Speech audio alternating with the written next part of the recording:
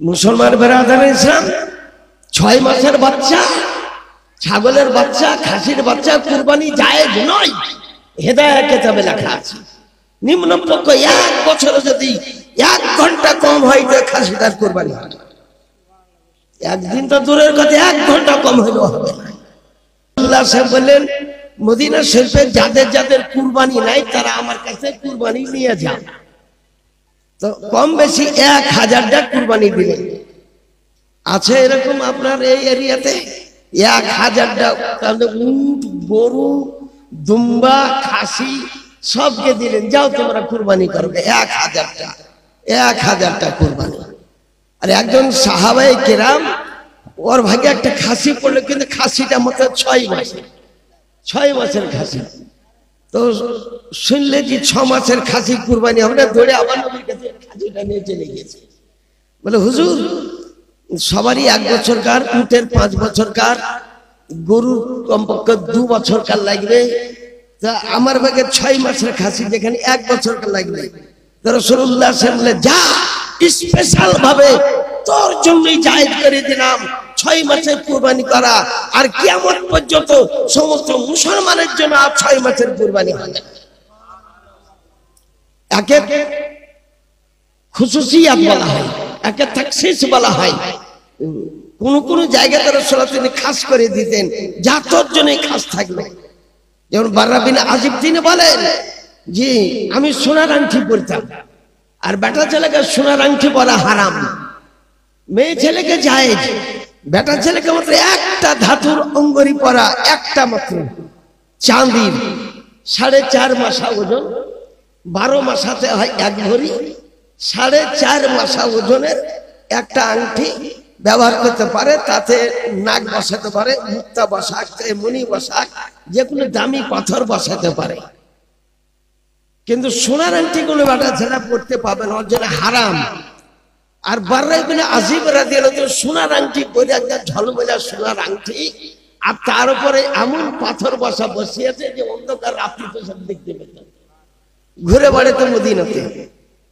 তো সাহাবায়ে কেরাম আলোচনা করতেন যে কি খবর, সোনার আংটি পরা হারাম, আর বাররা ইবনে আজিব রাদিয়াল্লাহু আনহু সোনার আংটি পরে আগে প্রকাশ্যে বেরিয়ে বেড়াচ্ছে। বাররা বিন আজিব যখন শুনতে পেলে একটা মজলিস কায়েম করলেন।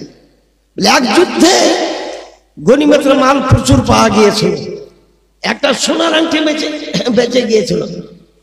সুম্মা রফা সুম্মা খবাদা সুম্মা রফা সুম্মা খবাদা সুম্মা রফা ক্বালা আই বাররা ইবনে আজিব, একবার মাথা উঁচু করলেন, একবার নিচু করলেন, একবার উঁচু করলেন, আবার নিচু করলেন, একবার উঁচু করলেন।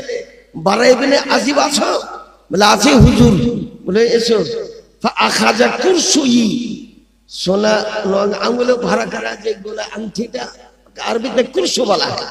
তো কুরসুটা ধরে বলেন, উলবুস মা কাসাকাল্লাহু ওয়া রাসূলুহু, পরে নাও আল্লাহ রাসূল যেটা পরায়, যা তোর জন্য জায়েজ করে দিলাম, বিশ্বের সমস্ত মুসলমানের জন্য সোনার আংটি পরা হারাম করে দিলাম, তোর জন্যই জায়েজ করে দিলাম।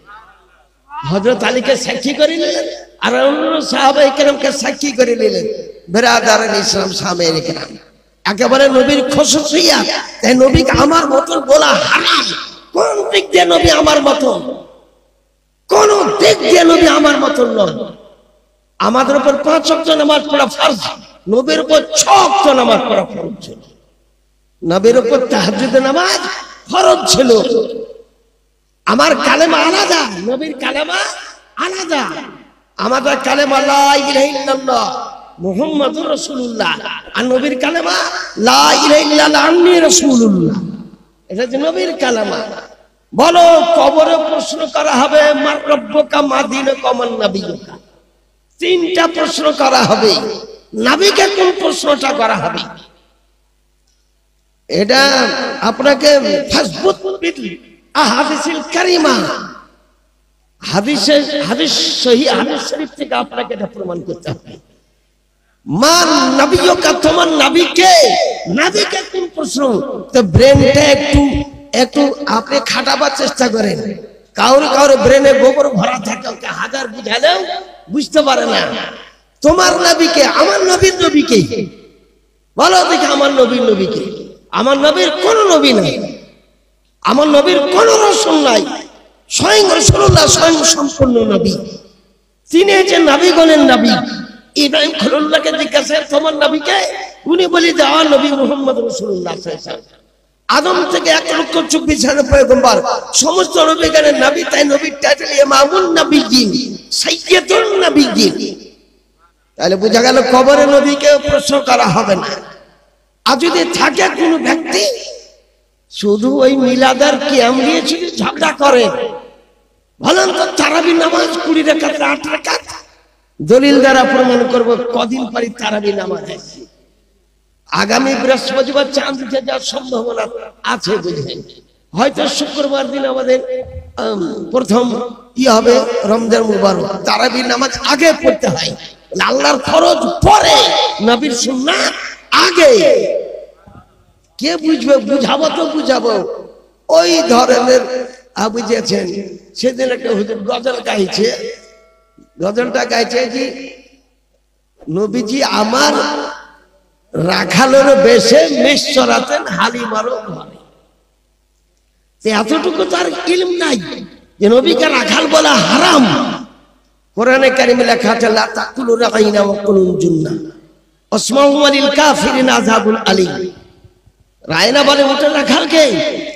সাহাবায়ে কেরাম হুজুর এই একটু লক্ষ্য আমার দিকে করুন, আর কাফেররা মনে করে এই মুঠে রাখাল আমার দিকে লক্ষ্য করুন। আল্লাহ বলেন কিয়ামত পর্যন্ত রাইনা শব্দ ব্যবহার করা মুসলমানের জন্য হারাম করে দিলেন। রাখাল শব্দ নবীকে বলতে পারবে না কেউ, কোন রাখাল শব্দ। তালিব ইলমরা পড়লে তালিব ইলমকে বাধা সৃষ্টি করতে হবে, সুন্নি জামাতে মাদ্রাসায় পড়াইতে হবে, তবে আপনি বুঝবেন। তা না করে নবী আমার রাখালের। একজন রাসূলুল্লাহ সাল্লাল্লাহু আলাইহি ওয়াসাল্লাম বলতেছেন আমি যারা ভালো জীবনী করে তাদের অত্যন্ত মানি, বুঝলেন। কারণ জীবনী করা খুব মুশকিল কাজ, জীবনী করাটা অত্যন্ত মুশকিল কাজ, একের পর এক তাদেরকে বলতে হয়। আর যারা জীবনের মধ্যে হয়তো রাসূলুল্লাহ সাল্লাল্লাহু আলাইহি ওয়াসাল্লামের যে নবী আমার এতিম ছিলেন, নবী আমার গরিব ছিলেন, নবী এতিম ছিলেন না, নবীর পিতার জন্মের আগে নবী নবী ছিলেন, উনার মায়ের জন্মের আগে নবী ছিলেন। ইমাম আহমদ রাজা খান বেরলভী ফতোয়া রাজাবাড়ি 11 খন্ডে বলেছে নবীকে এতিম বলা যায় না, নবীকে গরিব ফকির বলাও যায় নাই। নবী হচ্ছেন মালিক মুখতার, সারা পৃথিবীর মালিক মুখতার।